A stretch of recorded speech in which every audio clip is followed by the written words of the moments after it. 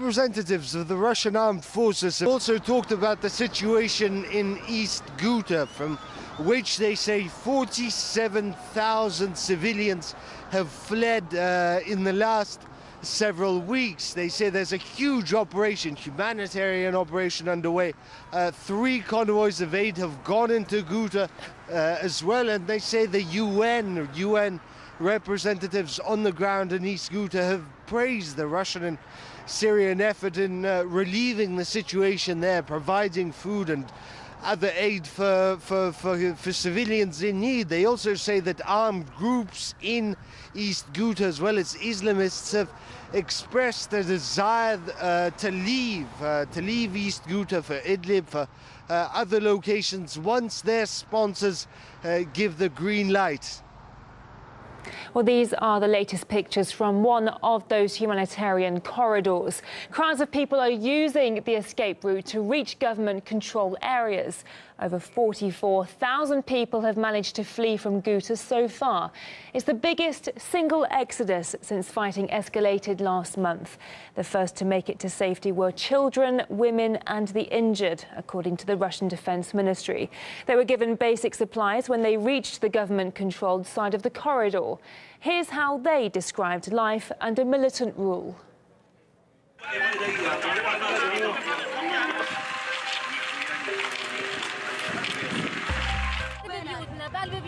The militants were living with us next to our houses and inside them.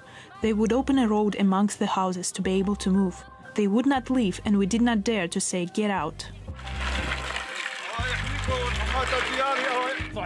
They fired at us. They didn't want us to escape at all. They fired at the car's wheels so that we couldn't leave.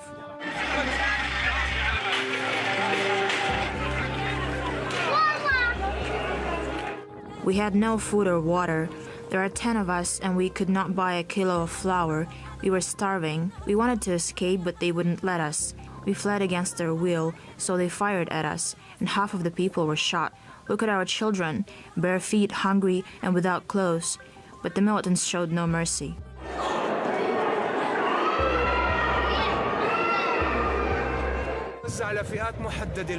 The aid was given only to certain groups. Most of the medical aid was sold.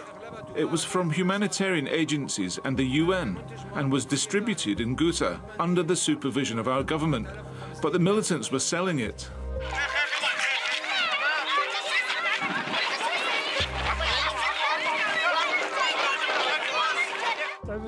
I don't remember the last time I ate. We didn't have food in our village. The militants took everything that the humanitarian convoys delivered. Eastern Ghouta was seized by rebels in late 2012 and since 2013 has been under siege as the Syrian army tries to recapture the area. The Assad government has now succeeded in driving the militants into 3 small pockets, regaining control of much of the region. Despite the advances, many civilians there are still living in dire conditions.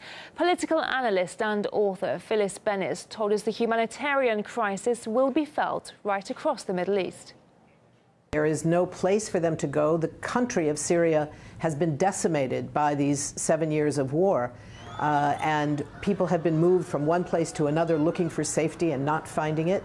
Those who have been driven out of the country are finding the gates of other countries closed against them, most notably, of course, the United States, which has prohibited refugees coming from Syria altogether in the context of the so-called Muslim bans that Donald Trump has imposed.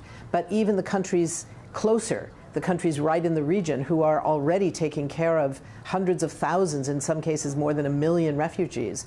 In Lebanon, for instance, a very small country, 1 out of every 4 people in that country is now a Syrian refugee. In Jordan, where there's over 1 million refugees, but there's simply not enough water available. So the humanitarian crisis is massive on a regional level, certainly within Syria is the most serious, then on the regional level and on a global level. The Syrian refugees are facing a devastating future.